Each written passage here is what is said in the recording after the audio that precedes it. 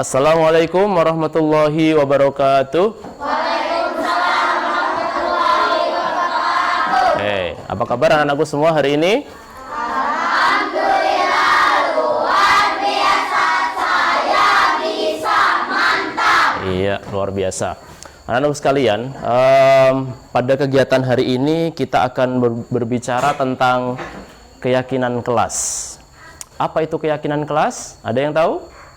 Keyakinan kelas itu adalah nilai-nilai positif yang kita sepakati di kelas ini.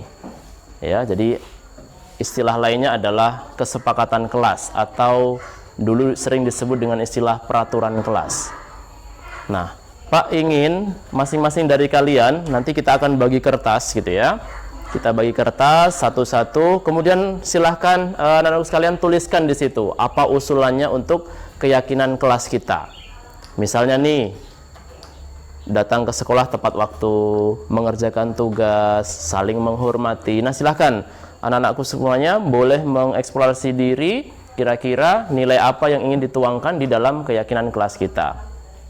Oke, paham semuanya? Paham. Oke, kertas sudah dibagikan dan silahkan mulai. Baiklah, silahkan ditulis. Selesai ditulis, kemudian tolong ditempel di depan yang ada karton warna kuning tulisan keyakinan kelas ya. Yang sudah boleh langsung ke depan, boleh ditempel nak.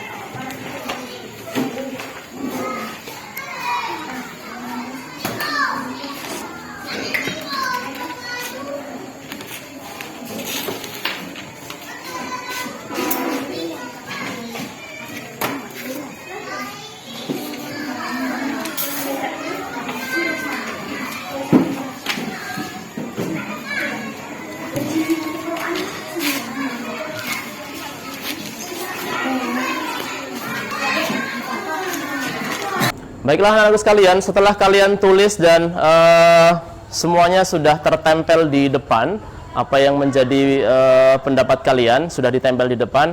Sekarang kita minta untuk Anas membacakan hasil dari pendapat kamu yang sudah ditempelkan di depan. Silahkan dibaca Anas, keyakinan kelas kita.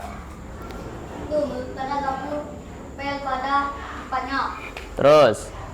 Bergotong royong, mengerjakan PR, meletakkan barang di tempatnya, melaksanakan tugas dengan baik, Ya, saling membantu. Ya, terus menjaga kebersihan kelas, saling menghargai, datang ke sekolah tepat waktu, menjalankan tugas tepat waktu, membudayakan membaca,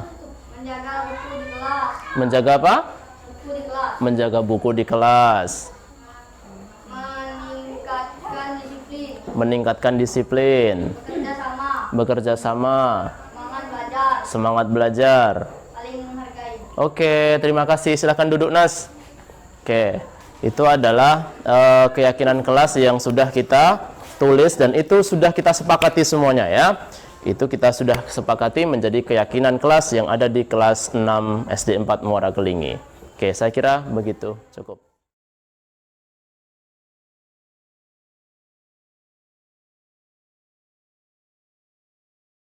Assalamualaikum warahmatullahi wabarakatuh.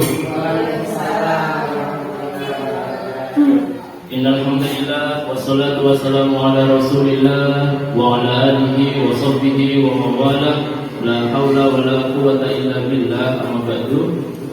Ibu kepala sekolah yang saya hormati, ibu-ibu dewan guru dari kelas 1 sampai kelas 6 yang saya hormati, puji syukur kita panjatkan kepada Allah Subhanahu wa taala yang mana pada kesempatan siang kali ini kita diberi kesempatan untuk bisa hadir di ruangan ini dalam rangka untuk saya akan menyampaikan materi yaitu di modul 1.4 tentang budaya positif. Nah, kemudian ucapan terima kasih saya sampaikan kepada kepala sekolah yang sudah memberikan kesempatan bagi saya untuk bisa hadir di tengah-tengah ibu sekalian. Saya merasa senang sekali bisa hadir di tengah-tengah ibu sekalian untuk sedikit berbagi tentang satu materi yang sudah disampaikan di beberapa hari yang lalu di pendidikan guru penggerak. Terima kasih yang kedua saya ucapkan kepada seluruh dewan guru yang sudah menyempatkan diri untuk bisa hadir di ruangan ini juga untuk mengikuti kegiatan ini. Baiklah, ibu-ibu yang saya hormati, terkait dengan budaya positif, ada beberapa materi yang ingin saya sampaikan. Yang pertama adalah tentang teori kontrol. Kontrol itu artinya mengendalikan. Jadi ada bermacam ilusi di sini yang disampaikan oleh Dr. William Glasser, ya, seorang psikiater dan juga sekaligus pendidik. Beliau menyampaikan tentang kontrol teori. Jadi yang pertama adalah ilusi guru mengontrol murid. Pada prinsipnya memang bisa saja seorang guru itu mengontrol muridnya, tapi ini hanyalah sebuah ilusi. Kita tidak bisa sebenarnya Bapak Ibu memaksa siswa untuk berbuat sesuatu kalau murid tersebut tidak mau melakukannya. Misalnya nih, dia tidak mau nyapu misalnya, tidak mau belajar, tidak mau mengerjakan tugas dan lain-lain sebagainya yang dia tidak mau yang seharusnya dia kerjakan. Pada prinsipnya sebenarnya kita tidak bisa Bapak Ibu mengontrol mereka untuk melakukan sesuatu atau melarang mereka untuk meninggalkan sesuatu. Tidak bisa sebenarnya Bapak Ibu. Hanya karena dia kemudian menyetujui ya, instruksi kita, barulah dia melakukan atau meninggalkan sesuatu yang kita sampaikan. Nah, yang kedua adalah ilusi bahwa semua penguatan positif, efektif dan bermanfaat. Itu juga sebuah ilusi ketika hal-hal baik, hal-hal positif kita sampaikan dan itu bermanfaat kepada anak dan anak mau melakukannya misalnya. Itu adalah salah satu bentuk kontrol, bujukan. Kita bujuk, kita olok gitu ya supaya siswa atau murid kita mengerjakan sesuatu atau meninggalkan sesuatu. Juga bahwa kritik adalah sebuah ilusi bahwa kritik dan membuat orang merasa bersalah dapat menguatkan karakter. Jadi kalau misalnya ada anak yang bersalah, berbuat salah, ya, baik di kelas ataupun pas jam istirahat misalnya, dia anggaplah misalnya dia apa ya, malak temannya, minta duit kepada kawannya, kemudian kita panggil anak itu. Terus kita sampaikan sesuatu narasi-narasi yang membuat dia seolah-olah merasa bersalah. Itu adalah sebuah ilusi. Apalagi kalau sampai berasumsi bahwa dengan seperti itu bisa menguatkan karakter anak. Yang ada justru adalah anak merasa bahwa dirinya adalah merasa berbuat salah dan merasa telah gagal di dalam melakukan suatu hal. Itu yang terjadi Bapak Ibu.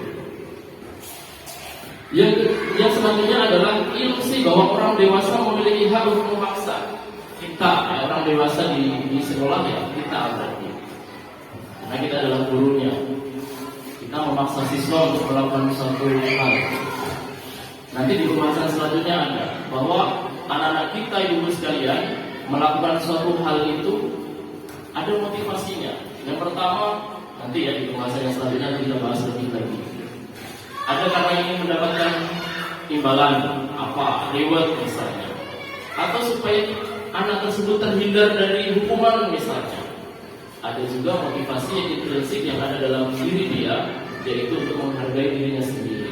Nah, yang bagus adalah bahwa anak mengerjakan sesuatu bukan karena ingin dapat imbalan. Anak mengerjakan sesuatu bukan karena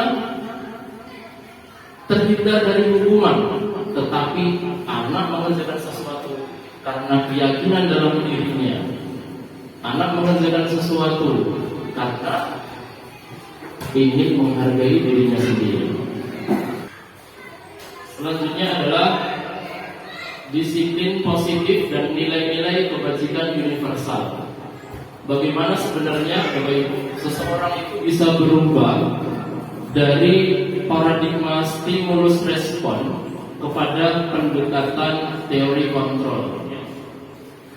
Stimulus kita memberikan hadiah kepada anak, itu bentuk stimulus.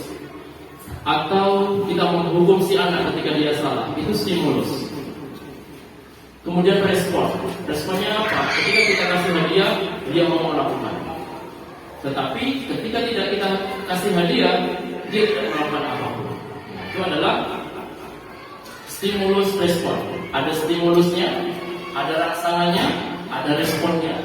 Kalau tidak ada stimulus, kemudian tidak ada respon. Nah, bagaimana kemudian kita ingin berubah dari paradigma stimulus respon ini kemudian menjadi paradigma teori kontrol. Selanjutnya adalah makna disiplin. Apa kira-kira itu? Ya, disiplin itu apa ya? Apa ya tidak? Disiplin itu apa? Boleh ibu-ibu menjawab gitu ya. Disiplin itu apa sih? Kita sering menggunakan kata disiplin gitu. Anak kok tidak disiplin misalnya ya. Atau disiplin itu harus ditegakkan di sekolah kita. Nah, apa itu disiplin? Apa kewenangan disiplin itu? Mematuhi peraturan. Ada lagi ibu yang mau jawab disiplin itu apa? Patuh kepada aturan. Ya, itu adalah makna yang selama ini kita tahu gitu ya, yang selama ini sering kita praktekkan di sekolah seperti itu. Tetapi dalam versi yang lain ya, di sini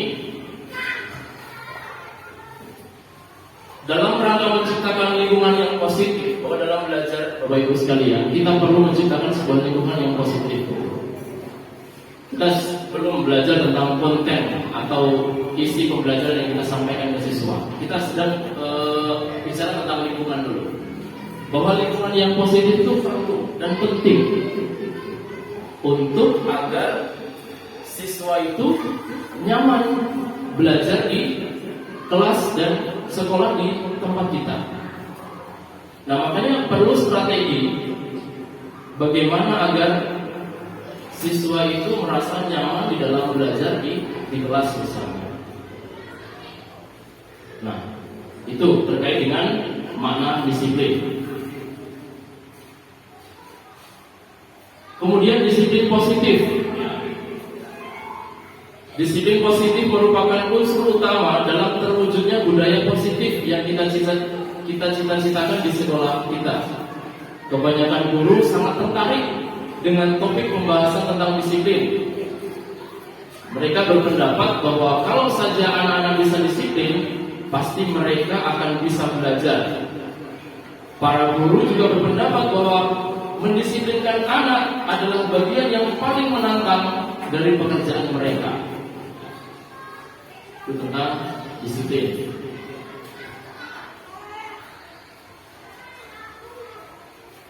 Nah, dari beberapa jawaban yang sudah Ibu tadi sampaikan tentang makna disiplin, di sini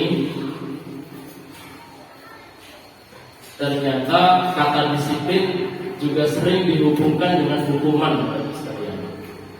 entah dijewer, entah disuruh membersihkan WC misalnya, apa misalnya disuruh berlari di lapangan, atau dijemur, atau hormati bendera misalnya, dan lain sebagainya. Itu adalah salah satu bentuk hukuman gitu. Padahal sesungguhnya berbeda ya. Belajar tentang disiplin positif tidak harus dengan memberikan hukuman.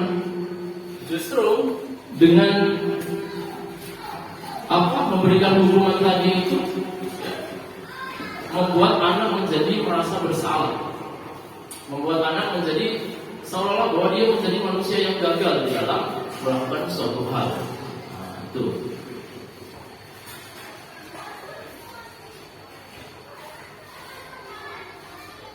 Sekarang kita bicara tentang nilai-nilai kebajikan. Jadi saya kira yang dimaksud dengan nilai kebajikan itu adalah nilai-nilai yang kita sudah sepakati kebaikannya gitu ya, secara universal. Seperti misalnya datang tepat waktu, kemudian mengerjakan tugas, kemudian dan sekian banyak aturan-aturan yang ada di sekolah itu dilaksanakan oleh siswa. Maka nilai-nilai itu kita sebut sebagai nilai kebajikan.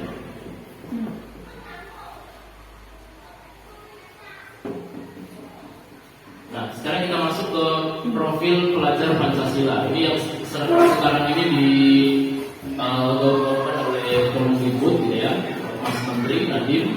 Jadi apa sih profil pelajar Pancasila?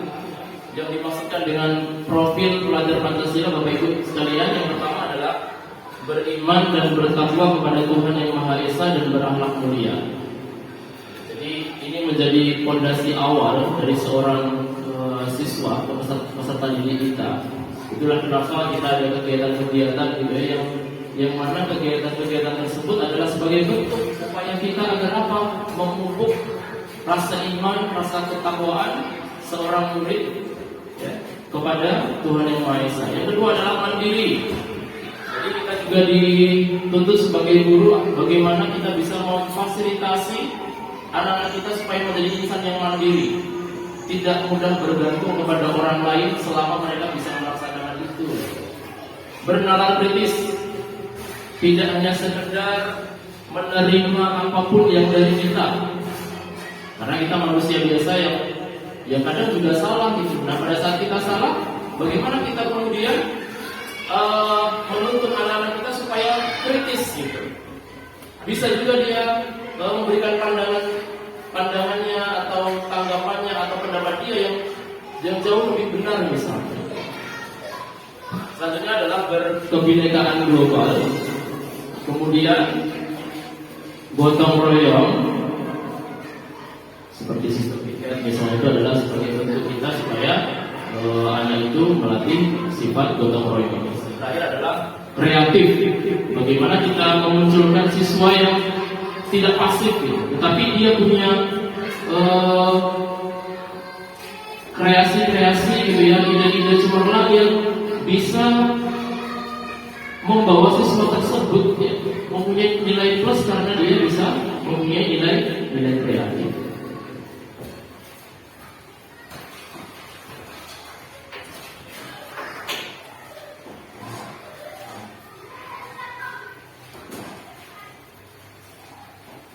Kita masuk ke bahasan yang selanjutnya, Bapak Ibu, yaitu teori motivasi ya. Seperti yang saya sampaikan tadi di awal, kita akan bahas lebih dalam lagi tentang teori motivasi. Orang melakukan sesuatu itu pasti ada motivasinya, Bapak Ibu. Seperti halnya dalam kita beragama gitu ya. Kita dalam beragama itu kita melakukan sesuatu amalan soleh nih misalnya. Itu kan motivasinya lain-lain. Ada motivasi kita itu mengerjakan amalan soleh karena ingin dapat pahala. Berarti ingin mendapatkan reward kan dari Allah Subhanahu Wa Taala.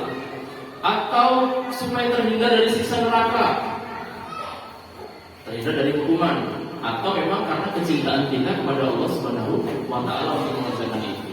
Nah, ini adalah salah satu motivasi. Begitu juga anak, Bapak Ibu sekalian. Anak di sekolah juga sama. Motivasinya tuh apa sih? Anak-anak mau patuh dengan peraturan misalnya. Pengen dipuji gurunya, pengen dapat hadiah, atau pengen supaya terhindar dari hukuman, atau karena keyakinannya. Nah, di sini ada 3 hal. Yang pertama adalah untuk menghindari ketidaknyamanan atau hukuman. Jadi Bapak Ibu sekalian, ini adalah tingkat terendah sebenarnya dalam motivasi perilaku manusia. Orang melakukan sesuatu kok agar terhindar dari hukuman, itu adalah level terendah. Apakah itu salah? Tidak salah. Tidak ada yang salah dalam hal ini.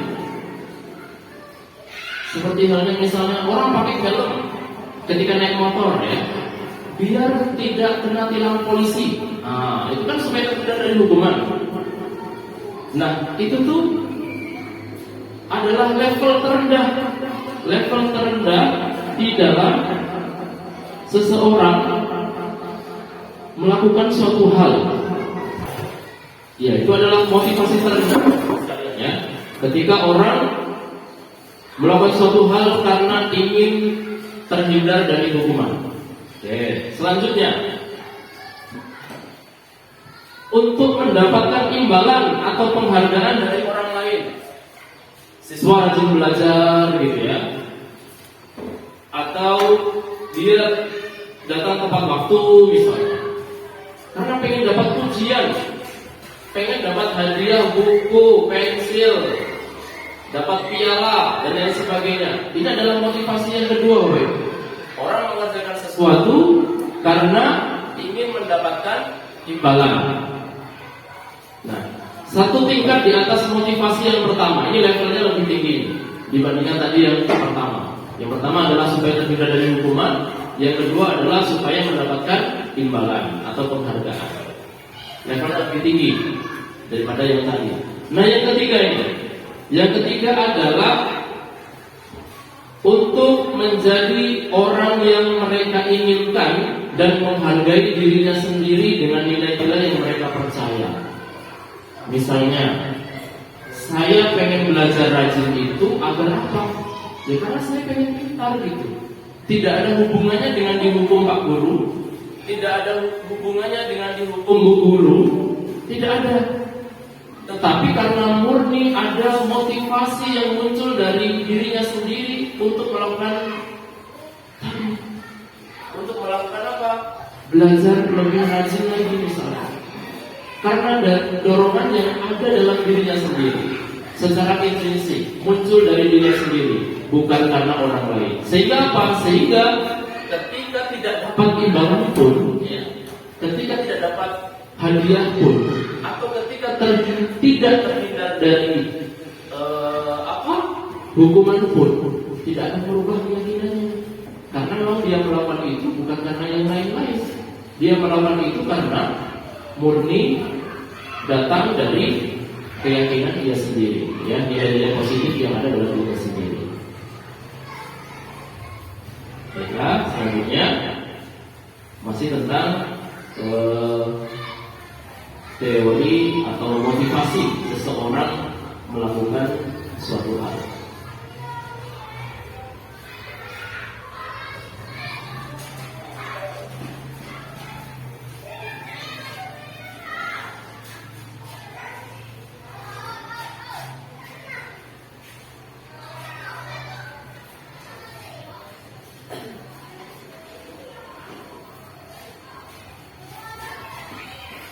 Bapak Ibu yang saya hormati, selanjutnya adalah hukuman, konsekuensi dan restitusi. Ada tidak kira-kira perbedaannya itu? Hukuman, konsekuensi dengan restitusi. Nah, Ibu yang saya hormati, dalam menjalankan peraturan atau keyakinan kelas, jadi saya kira semua kelas punya peraturan gitu ya, yang sudah disepakati. Istilahnya saja yang berbeda. Kalau sekarang ini kita buat bukan peraturan kelas Ibu, tetapi keyakinan kelas. Bila mana ada suatu pelanggaran, ya, tentunya sesuatu yang memang sudah biasa terjadi dan pasti ada terjadi dalam sebuah kelas. Untuk itu kita ingin meninjau ulang tindakan penegakan peraturan atau keyakinan kelas itu selama ini yang berlangsung seperti apa sih? Nah, kalau restitusi itu adalah proses menciptakan kondisi bagi murid untuk memperbaiki kesalahan mereka, Bapak Ibu. Jadi bukan karena dia berbuat salah kemudian kita hukum dia, bukan. Atau kita buat konsekuensi karena kamu begini maka dia begitu. Nah, itu adalah konsekuensi. Tapi restitusi dia berbeda. Oke, saya coba jelaskan. Kalau konsekuensi itu seperti itu. Misalnya nih, Aldo mematahkan pewarnanya punya Anas misalnya. Maka sang guru bilang, jadi gimana ini dong? Kamu sudah mematahkan pewarnanya punya si Anas. Konsekuensinya apa?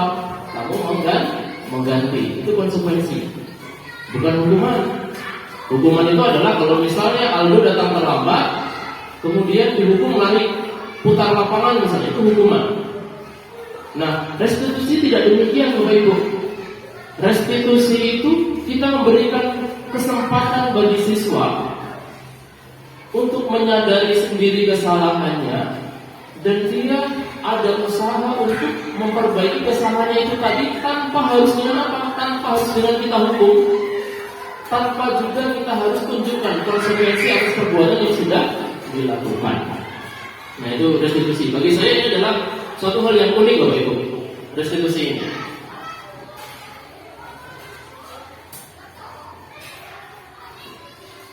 Nah, sekarang kita bicara tentang sub baru, yaitu dihukum oleh penghargaan. Bapak Ibu ternyata sering memberikan penghargaan, ya, itu juga ternyata tidak bagus.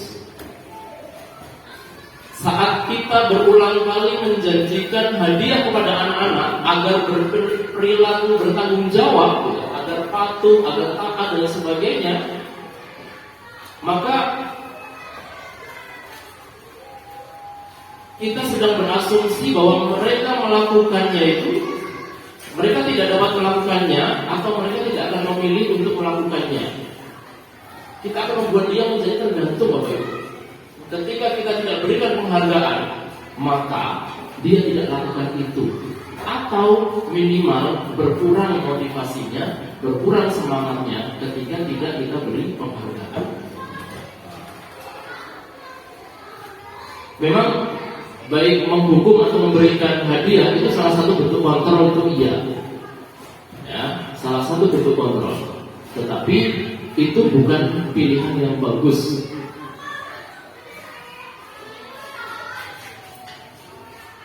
Untuk jangka panjangnya tidak bagus, anak menjadi ketergantungan. Juga merupakan penghargaan yang tidak efektif. Ia kalau nilainya itu sebanding dengan apa yang sudah dia lakukan, kalau tidak sebanding misalnya. Kemudian penghargaan juga merusak hubungan antara yang kita kasih hadiah dalam suatu kelas dengan yang tidak. Kemudian ada semacam, ya gimana Bu ya, yang dia dapat hadiah gitu ya, yang satu tidak. Itu menimbulkan sesuatu yang kalau bahasanya di sini merusak hubungan gitu. Dan lain sebagainya, akan mengurangi ketepatan gitu ya, menurunkan kualitas, mematikan kreativitas. Bagaimana penghargaan kok bisa mematikan kreativitas? Ya kalau misalnya sudah dengan itu saja dia lakukan, sudah dapat penghargaan, untuk apa lagi siswa tadi itu meningkatkan kemampuannya kan? Akhirnya berpikir seperti itu. Nah, yang bagus adalah motivasi yang ada dalam dirinya, atau motivasi intrinsik. Saat seorang anak belajar untuk pertama kali menggabungkan huruf misalnya dan kata, serta menyadari bahwa ia dapat membaca, timbul pijar di matanya dan sebuah senyuman di wajahnya. Anak tersebut begitu gembira bahwa ia telah mempelajari dan menguasai suatu keterampilan baru. Kesadaran akan kemampuannya bahwa dia sudah dapat membaca sesungguhnya sudah merupakan sebuah penghargaan. Oh, saya bisa membaca. Oh, saya bisa menulis. Oh, saya bisa datang tepat waktu misalnya. Oh, saya bisa mengerjakan tugas dengan baik. Itu sebenarnya penghargaan yang muncul dalam diri seorang siswa tanpa kita harus menghukumnya, tanpa harus kita memberikan penghargaan kepada dia.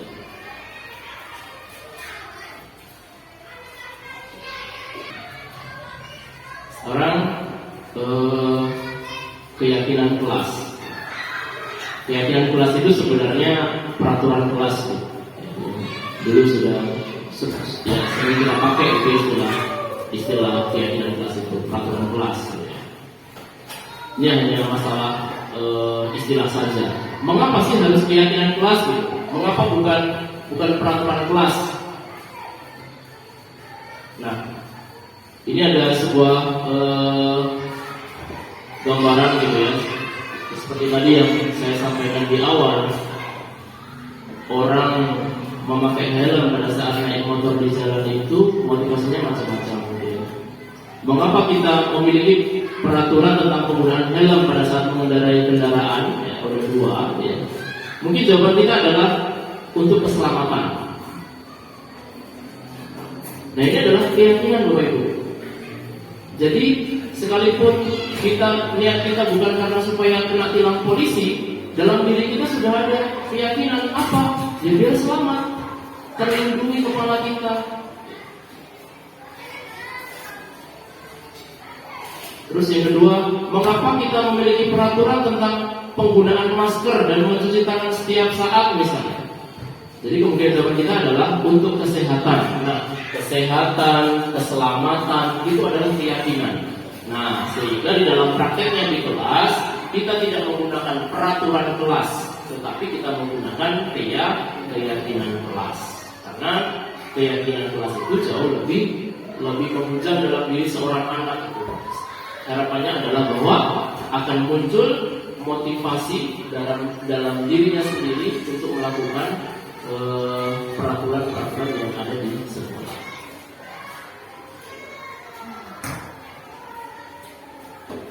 Nah, bagaimanakah tahap-tahapannya?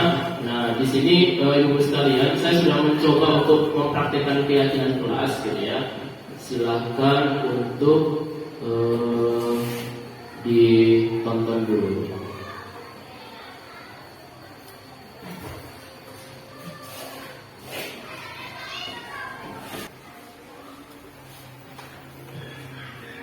Putar deh.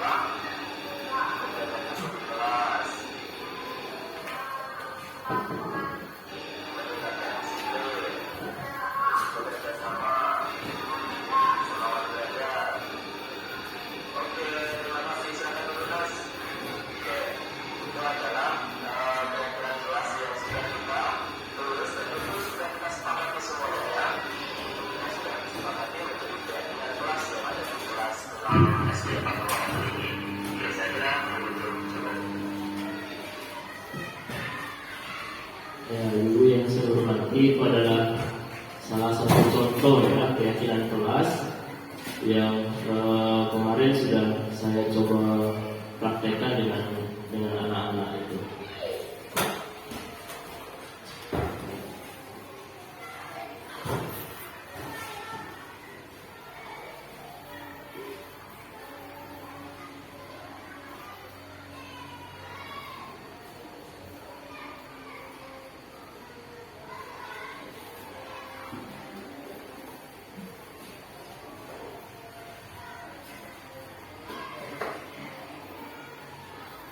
Kita ke bahasan yang selanjutnya. Setelah keyakinan kelas, kita akan masuk ke kebutuhan dasar manusia ya. Jadi pada prinsipnya ibu sekalian, setiap insan kita manusia ya, baik kita seorang guru maupun anak, pada prinsipnya sama ibu sekalian, punya kebutuhan 5 dasar yang menurut Dr. William Glasser dalam choice theory, setiap kita itu punya 5 kebutuhan dasar. Seperti apa? Coba mari kita dengarkan dulu.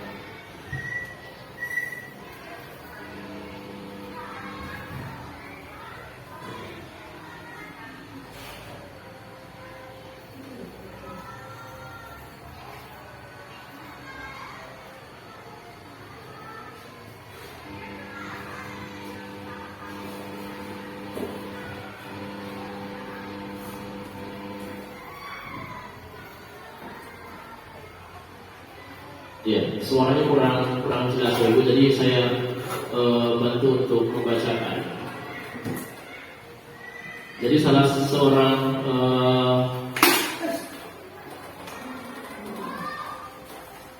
tokoh di negara kita atau pendidikan, yaitu Ki Hajar Dewantara. Ya.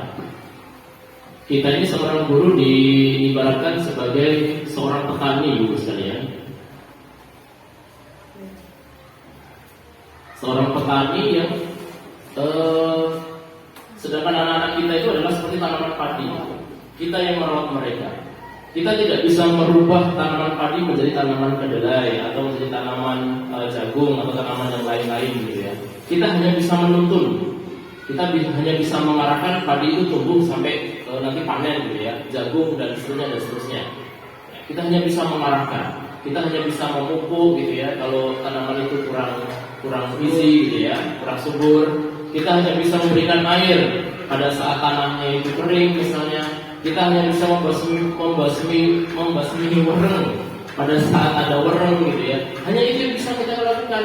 Kita tidak bisa merubah tanaman padi menjadi tanaman jagung, tidak bisa Bapak Ibu. Nah, begitu juga dengan peserta didik kita gitu ya. Siswa-siswa kita itu sudah punya bakatnya masing-masing gitu, sesuai dengan kodrat alam mereka ya. Dia punya potensi sendiri, juga sesuai dengan kodrat zamannya, bahwa dia hidup di lingkungan yang seperti apa. Mereka masing-masing itu punya itu. Berangkat dari rumah sudah punya potensi diri, sudah punya lingkungan gitu ya. Kemudian berkumpul di sekolah dengan sekian banyak kodrat-kodrat yang ada itu. Dengan sekian banyak potensi-potensi yang dimiliki oleh masing-masing siswa. Nah, di sini letaknya bagaimana seorang guru bisa memposisikan diri sebagai seorang petani yang bisa mengantarkan anak-anaknya untuk mencapai kebahagiaan yang setinggi-tingginya.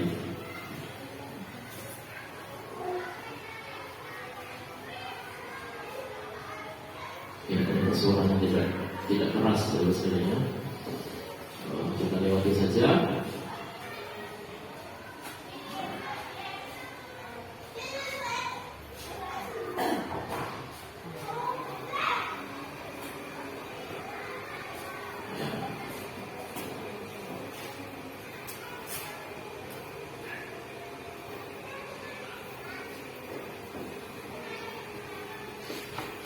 Terlihat ya Bu?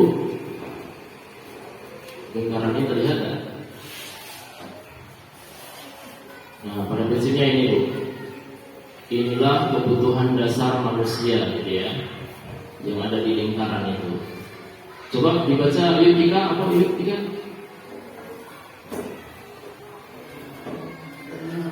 Dan sini ini sini ya? Penguasaan, terus kasih sayang dan rasa diterima. Bu Sari terlihat dari situ? Tidak ya? Ini apa ini? Bertahan hidup, kesenangan,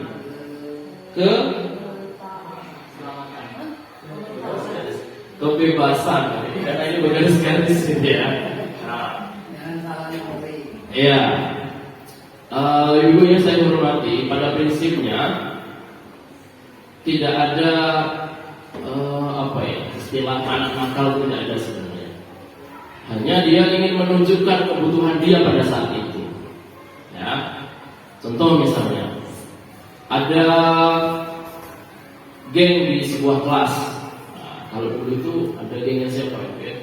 Gengnya Tori misalnya kan, dengan kawan-kawannya. Jadi Tori ini ketua gengnya, yang sering buat apa? Rusuh lah di kelas gitu ya, di sekolah gitu. Nah, jadi pada prinsipnya Tori itu tidak nakal itu. Tori itu hanya ingin menunjukkan bahwa dia ini ingin menunjukkan salah satu kebutuhan dia apa? Ingin menguasai. Ya, ingin menguasai. Sama lah dengan kita gitu ya, ketika di rumah dengan anak-anak kita misalnya, atau seorang kades yang ingin menjadi apa? Ingin menguasai rakyatnya gitu ya, dan jabatan-jabatan yang lain gitu. Sebenarnya sama saja itu. Apa? Ini menunjukkan satu kebutuhan dia, ini menguasai, penguasaan. Ketika disuruh gitu ya, rombongan anak buahnya si Tori itu mau gitu, diajak main bola mau, suruh ngambil bola mau, gitu. Jadi dia ingin menunjukkan satu kebutuhan dia apa? Ini menguasai. Selanjutnya adalah misalnya tentang kasih sayang dan rasa ingin diterima. Misalnya nih, ada satu anak tiba-tiba nangis gitu ya di kelasnya. Waktu kita tanya, kenapa anak nangis? Ini Bu, misalnya, ini Pak, saya tidak dikawani oleh si siapa misalnya. Iya. Kenapa Bu? Karena dia ada satu kebutuhan apa? Rasa kasih sayang dan ingin diterima di kawan-kawannya, di komunitas teman-teman dalam kelas itu. Misalnya datang nih orang baru, gitu ya, siswa baru, pindahan dari mana, dan dia tidak dikawani misalnya. Dan kemudian apa?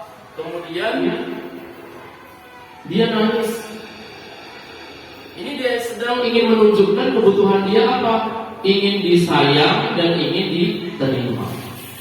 Nah, terus misalnya kita temui siswa yang ribut sendiri di kelas. Itu juga siswa tidak sedang nakal Ibu, tetapi siswa ingin menunjukkan satu kebutuhan dia apa? Kebebasan. Ingin bebas ya. Ingin bebas. Nah, terus ketika kita jumpai siswa kita di kelas misalnya sedang bermain, kita sedang capek-capek jelaskan gitu ya, kita sedang capek-capek jelaskan suatu hal ya, entah pelajaran matematika atau apa gitu ya, kita sedang menjelaskan sesuatu. Tiba-tiba kita jumpai salah satu siswa kita itu di sudut sana misalnya, malah mainan sendiri. Kita terus marah di situ, Ibu. Tidak menghargai saya sebagai seorang guru. Saya sedang menjelaskan, kamu malah main-main misalnya. Padahal si dia ini, si anak tadi itu ingin menunjukkan ibu-ibu sekalian satu kebutuhan dia apa? Kesenangan, pengen senang gitu. Jadi bukan kita marah dia, bukan kita hukum dia, apalagi kita tanya, ya, kita tanya apa yang menjadi alasan dia kenapa dia bermain di kelas. Seandainya memang dia pengen senang ya, kita bisa tetap belajar tanpa harus dengan mengorbankan rasa senang dia. Apa? Bisa kita ajak main di luar sambil sambil belajar misalnya. Nah, ini salah satu kebutuhan siswa kita. Jadi bukan siswa itu nakal, bukan, tetapi dia hanya ingin menunjukkan salah satu kebutuhan hidup dia. Dan kita pun juga sama ya, misalnya rasa ingin disayang misalnya dengan suami kita, ya kan? Dengan pasangan kita kadang menunjukkan suatu hal gitu ya. Kita kadang menunjukkan satu sikap yang sebenarnya kita ini sedang ingin menunjukkan bahwa kita tuh pengen disayang loh. Nah, gitu. Kita ini pengen diterima, kita pengen disayang, pengen dicinta oleh keluarga kita misalnya. Kita tunjukkan dengan satu sikap tertentu. Apakah kita salah? Tidak. Karena kita sedang ingin menunjukkan satu dari kebutuhan kita. Nah, itu adalah tentang kebutuhan, 5 kebutuhan dasar manusia, yang maksud juga anak-anak kita ini sekalian.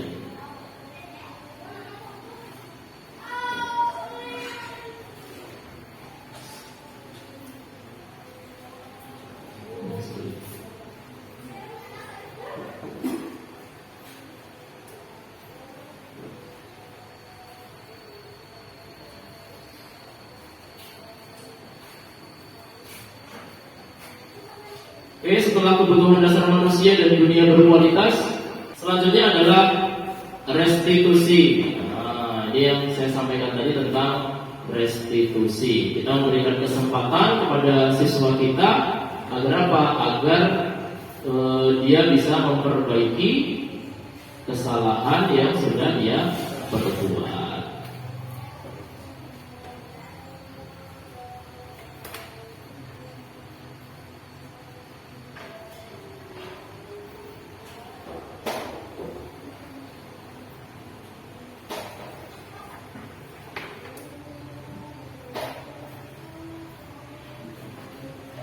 Ibu-ibu yang saya hormati, terkait dengan kesalahan yang barangkali dilakukan oleh siswa kita ini kadang memerankan beberapa peran. Ya, yang pertama, kita menjadi seorang penghukum. Luar biasa kita ibu.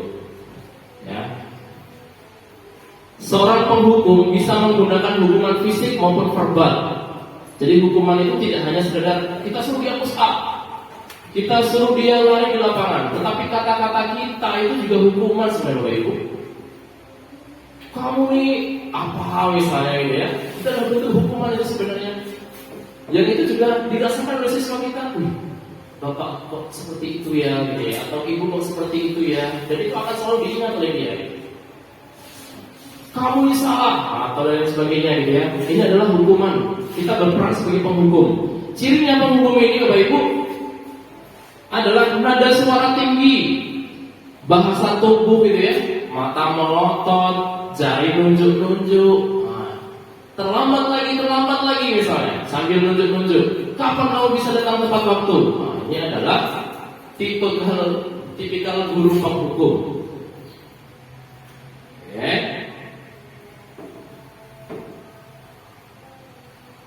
Hasilnya apa sih kalau kita seperti itu? Hasilnya adalah kemungkinan murid marah, juga dendam. Cuman masalahnya dia tidak berani bilang, ya. Bisa jadi sesudah kembali duduk, murid tersebut akan mencoret-coret bukunya atau meja tulisnya sebagai bentuk apa? Luapan bahwa dia sedang kena marah. Lebih buruk lagi, sepulang sekolah, murid melihat motor atau mobil, ya kita gitu ya yang sedang marah tadi itu kemudian dicoret-coretnya dengan paku. Itu adalah salah bentuk ekspresi siswa kita pada saat kita marah tadi itu. Macam-macam, menendang pintu, nendang bangku dan lain sebagainya gitu ya. Itu adalah sebagai bentuk ekspresi dia sudah kita kena marah. Yang kedua, kita ini kadang berperan sebagai pembuat merasa bersalah. Ini juga dia Bu.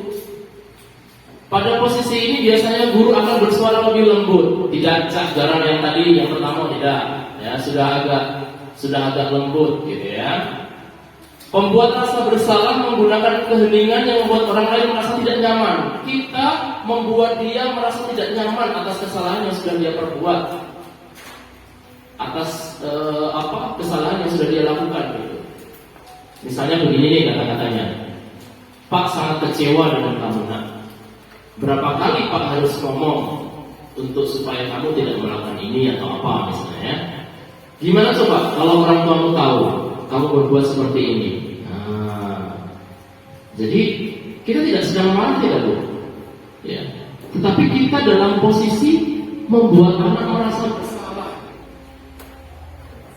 Ya. Cirinya apa?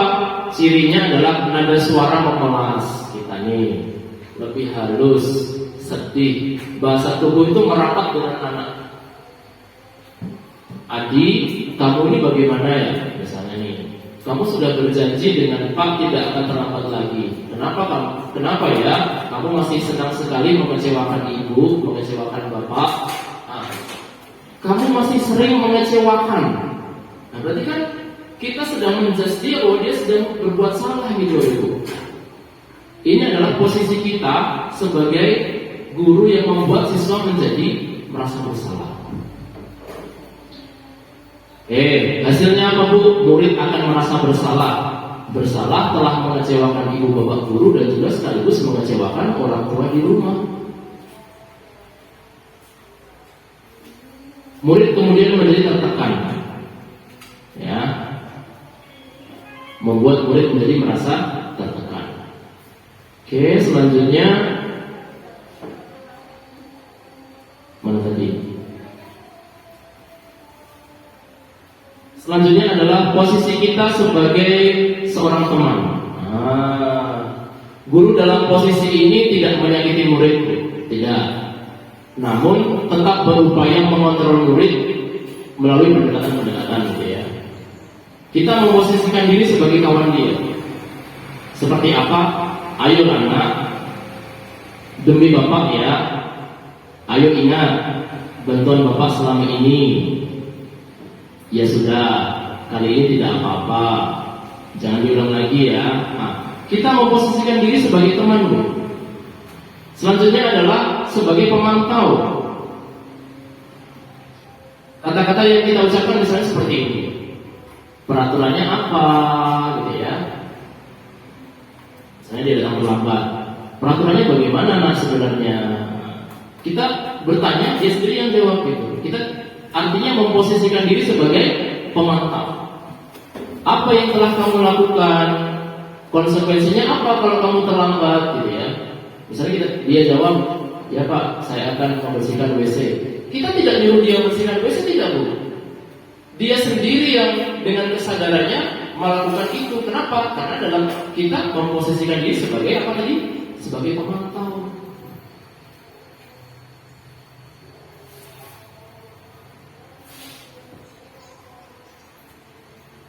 Selanjutnya ini yang paling bagus adalah kita memposisikan diri Ibu sebagai manajer.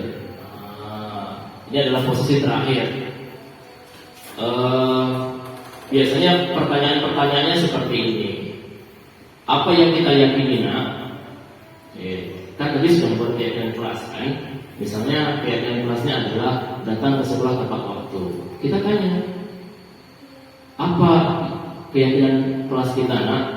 Dia akan menyebutkan kan, datang ke sekolah tepat waktu. Nah, itu.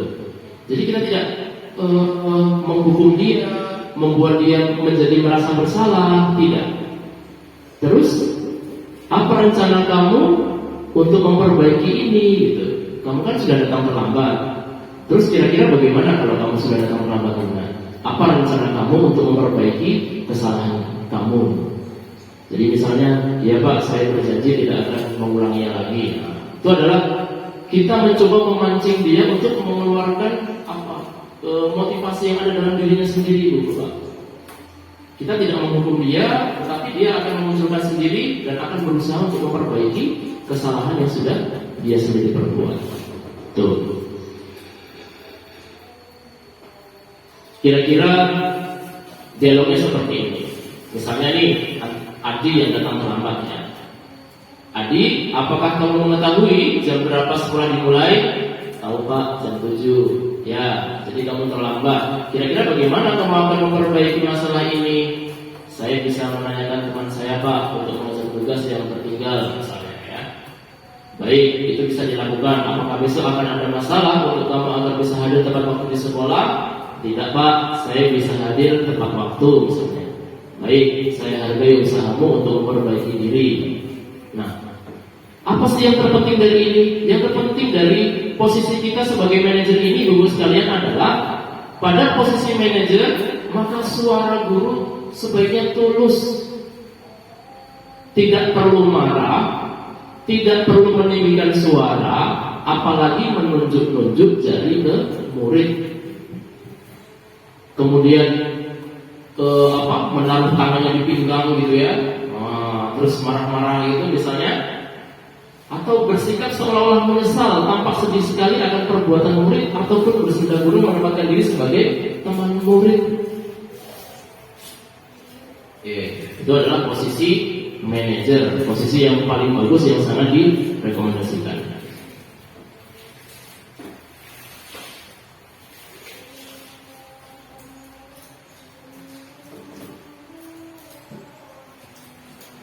Selanjutnya, ini sebenarnya banyak video nih Bu, tapi suaranya tidak jelas ya.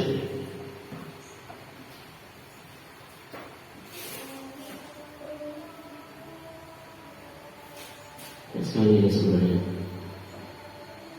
kita coba, mudah-mudahan jelas suaranya.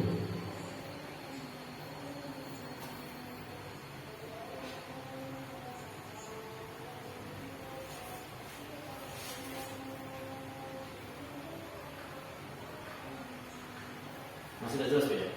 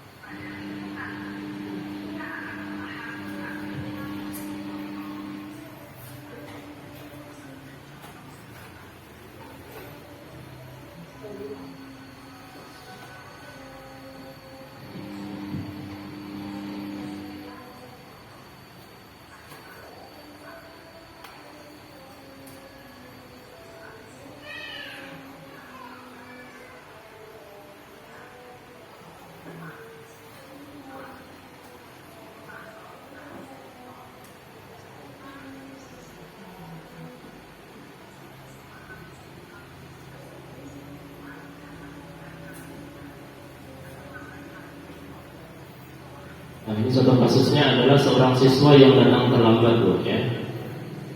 Bagaimana kita sebagai guru menangani masalah yang seperti ini, dan posisi kita ada di mana?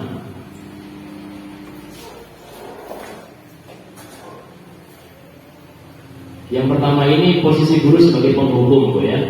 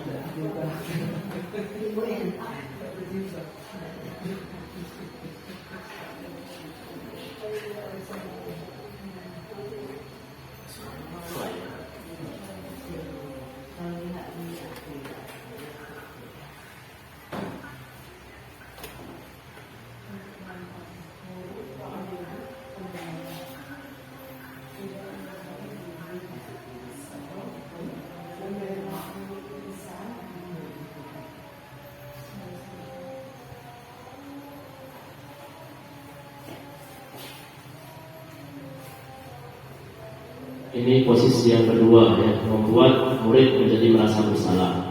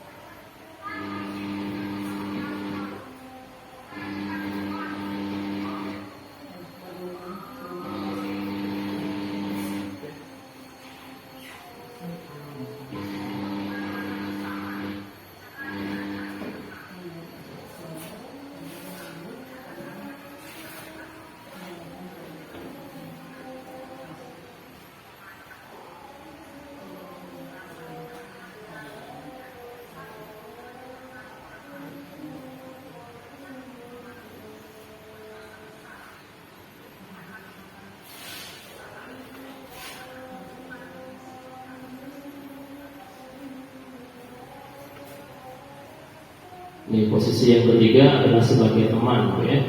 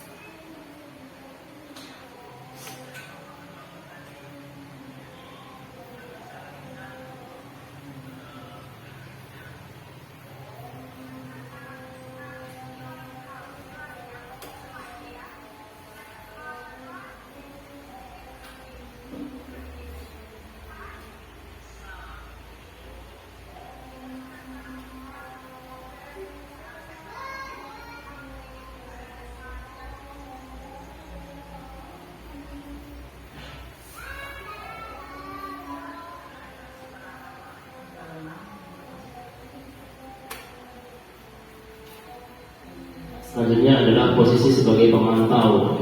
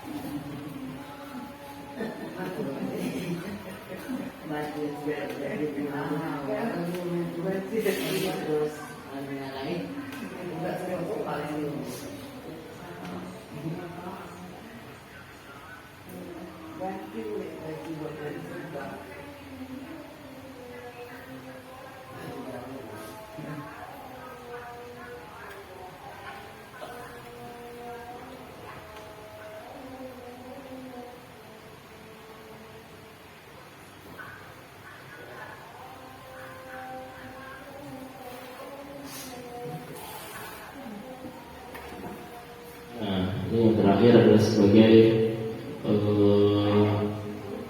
manajer.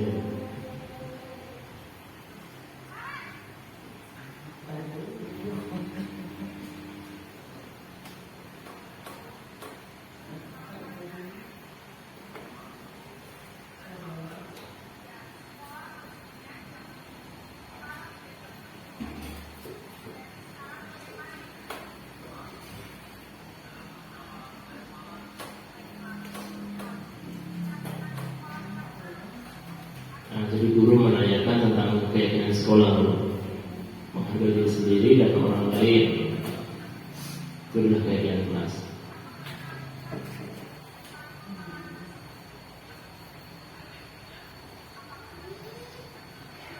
Kemudian seorang guru memberikan kesempatan untuk memperbaiki kesalahannya.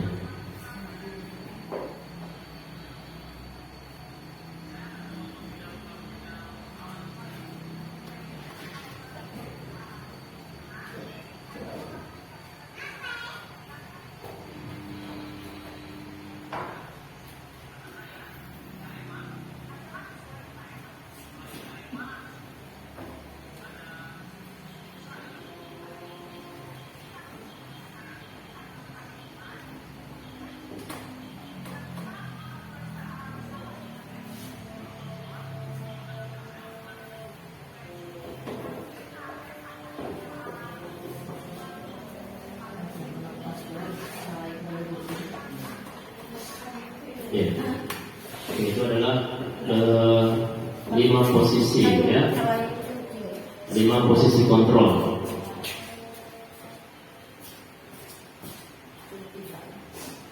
Ya.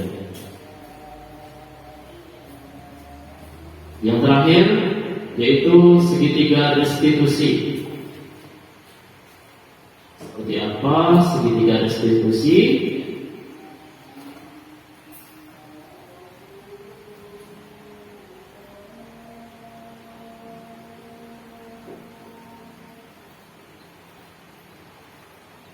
Ini adalah segitiga restitusi, Bu.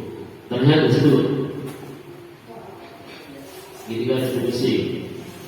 Jadi ada 3 tahapan yang bisa kita lakukan pada saat kita ingin memperbaiki, memberi kesempatan kepada siswa kita yang sudah berbuat salah. Yang pertama adalah menstabilkan identitas dulu, Bu. Jadi bukan kita marahi, bukan kita apa gitu ya. Yang pertama kita sampaikan ke dia ungkapan-ungkapan seperti ini. Misalnya, setiap orang pasti pernah melakukan salah, ya kan? Nah, atau kamu bukan satu-satunya yang pernah melakukan ini. Jadi ini adalah menstabilkan identitas dulu. Nah, yang kedua adalah validasi tindakan yang salah.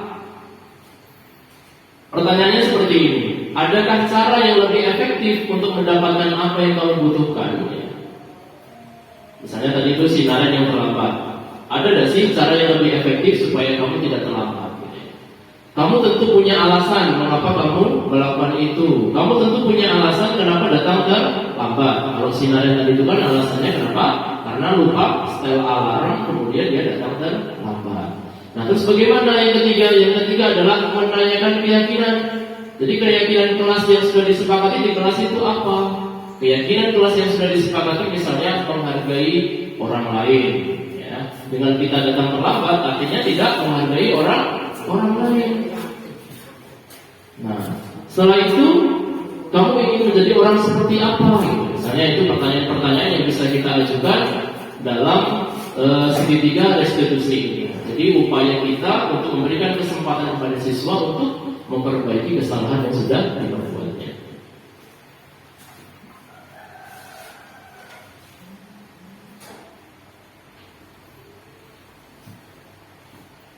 Ini saya buat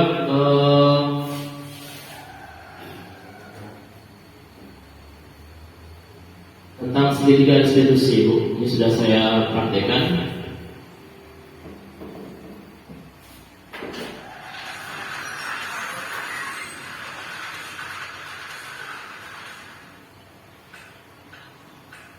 Ini misalnya tentang kesalahan-kesalahan yang pernah terjadi di kelas gitu ya. Jadi ceritanya ini Sapa dengan Anas itu belagu di kelas gara-gara kelompoknya Anas menang juara gerak jalan gitu ya. Sementara yang kelompok Sapa itu kalah. Jadi saling ngejek, yang Anas ngejek si Sapa gitu ya, karena ketua dantonnya gitu ya. Dan kalah, si Sapa itu marah-marah pada saat berdoa gitu. Jadi yang lain berdoa, si Sapa malah marah-marah untuk umumnya gitu ya. Nah, ini yang terjadi.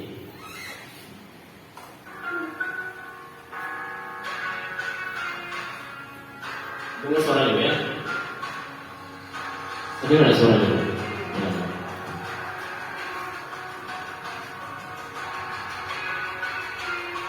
Ini contoh tentang segitiga restitusi.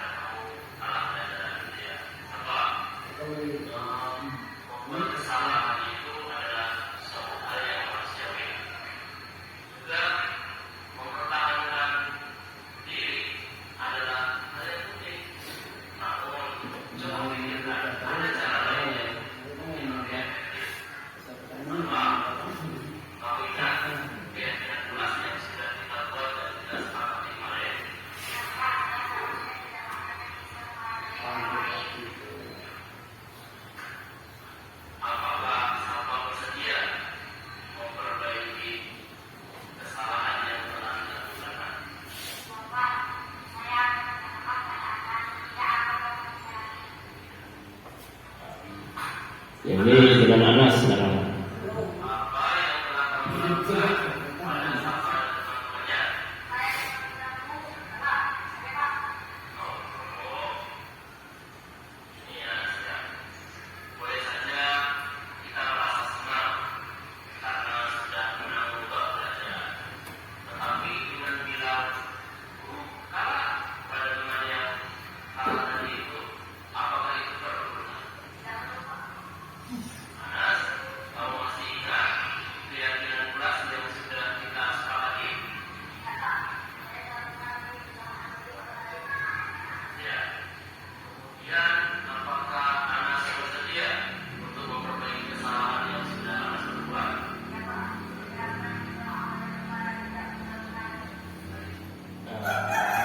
Kasus yang ketiga ini adalah Rizky salah pakai seragam ya. Harusnya pakai seragam putih merah, malah dia pakai kaos olahraga.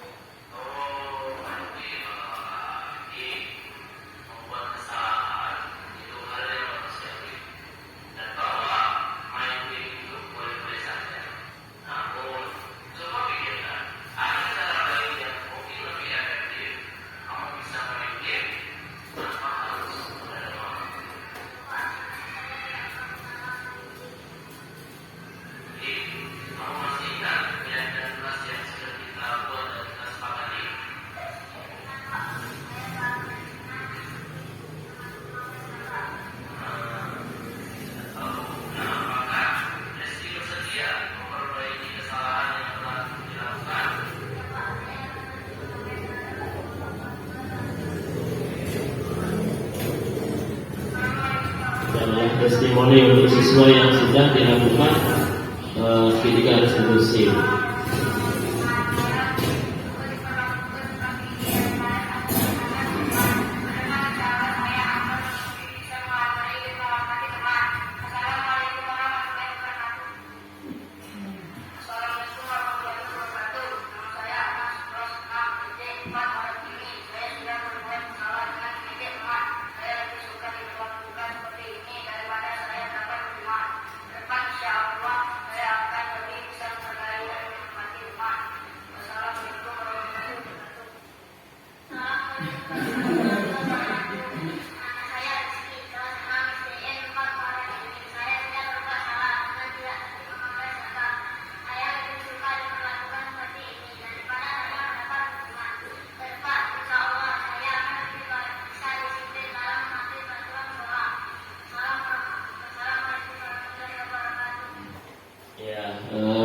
Ibu yang saya hormati, itulah tentang praktek segitiga restitusi ya.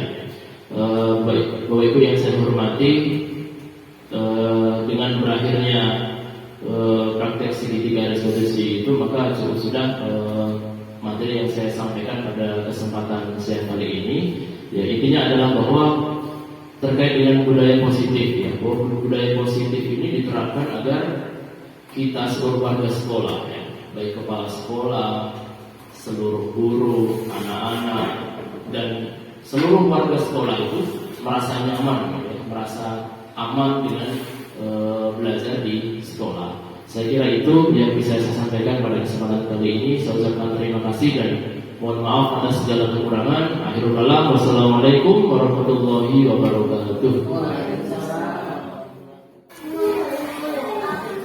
Assalamualaikum warahmatullahi wabarakatuh. Nama saya Rospita Sari, salah satu guru dari SD Negeri 4 Moratini. Terkait pengimbasan yang dilakukan oleh Pak Akbar sudah sangat bagus. Saya jadi paham tentang yang pertama budaya positif, yang kedua perubahan paradigma belajar, yang ketiga disiplin positif, yang keempat motivasi perilaku manusia, yang kelima kebutuhan dasar, yang keenam posisi kontrol, yang ketujuh restitusi, kemudian yang kedelapan keyakinan kelas dan segitiga restitusi. Kami optimis bahwa ke depan budaya positif bisa terrealisasi di sekolah kami dan kami ucapkan banyak terima kasih. Wassalamualaikum warahmatullahi wabarakatuh. Waalaikumsalam. Assalamualaikum warahmatullahi wabarakatuh. Nama saya Dini Sumaryani, kelas 6 SD Negeri 4 Moratini. Terkait dengan pembuatan keyakinan kelas, kami merasa sangat senang karena ikut dilibatkan. Ke depan insya Allah kami siap untuk melaksanakan keyakinan kelas yang sudah kami buat dan kami sepakati. Wassalamualaikum warahmatullahi wabarakatuh.